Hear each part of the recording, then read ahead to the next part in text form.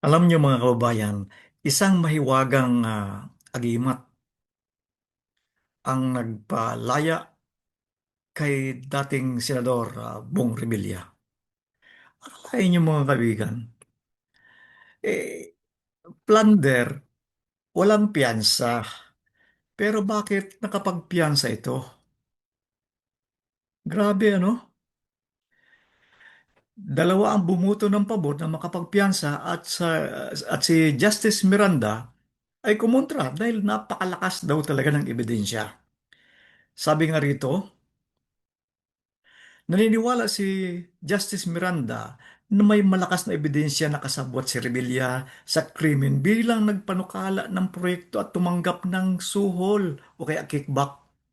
Kalain mo yan.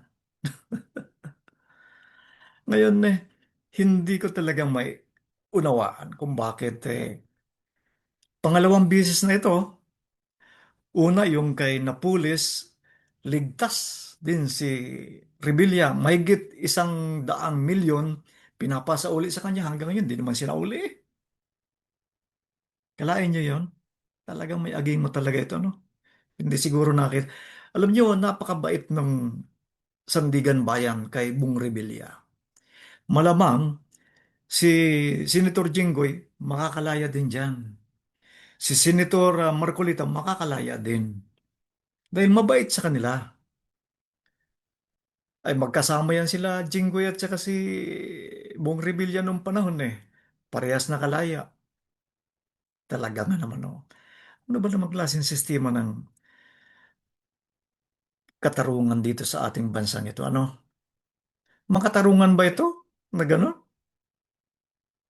Pero kapag maliit na tao yan, naku po, wala na. Ang sabi ng dalawang bumuto, walang patunay kung paano isinama ni Revilla ang proyekto sa budget. Grabe. Ang pagkawala ng pundo ay nangyari sa yugto ng pagpapatupad, hindi kasali doon si Revilla. Galing talaga, no? Ang perang tinanggap daw ay galing sa kontratista pribado, hindi direkta mula sa kabanang bayan. Hindi naman lahat na plunder ay galing sa publiko ang pera sa kabanang bayan. Tingnan niyo si dating Pangulong Estrada. Sa waiting pero plunder ang kaso. Kayo naman oo. Kaya tuloy ayaw talaga ni Justice Miranda na itong makalaya ito kasi malakas nga talagang ebidensya, no?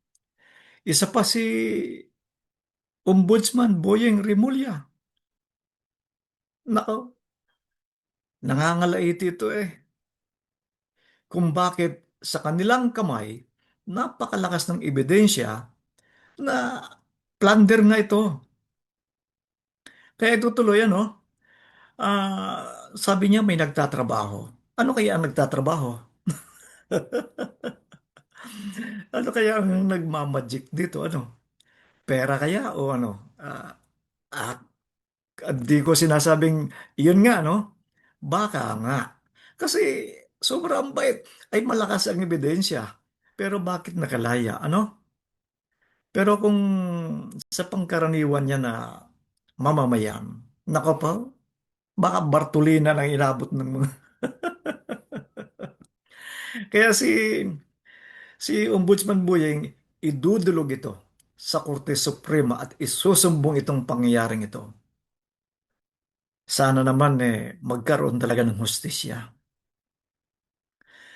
Ah, Alam nyo, maraming mag-iisip nito kasi si Senator Bong Revilla ay kakampiyan ng administrasyon ni President Bongbong Marcos.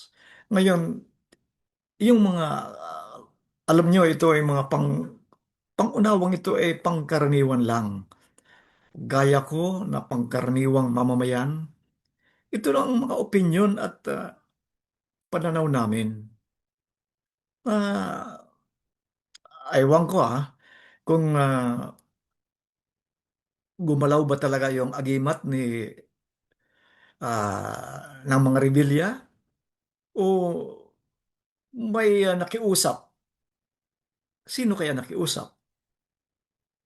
Alam niyo, nakapagtataka, ano? Kung sino pa yung nagpanukala ng proyekto, siya pa ang nakalaya. Pero yung mga kasama, hindi nakalaya. Tingnan niyo nga yan. Hustisya ba yan? Di ba inhustisya yan? Kawawa naman. Yung author tuloy ng proyekto na si dating Senador Bong Revilla, siya ang nakalaya. Subalit itong mga kasama niya, hanggang ngayon nakakulong pa. Grabe, ano? Naku, mga kababayan, mag-isip-isip nga tayo. Anyway, ito ay isang pananaw lamang. Pananaw na pangkaraniwang mamamayan. Kasi nagtataka lang ako kasi ang plunder, ang pagkalam ko ang plunder, walang piyansa. Lalo't na't malakas ang ebidensya. Anak ng tipaklong, oo. O sige, mga kababayan, bahala kayong mag-isip kung sino ba talaga ang tama dito at mali. Kasi pangalawa ng ano ito eh, takas ni dating Senador Bong Revilla sa kaso eh. May susunod pa dyan. Pag gumalaw ang agimat, maniwala kayo sa hindi. Ganito ang mustisya sa ating bansa. Kaya nakakalumo na.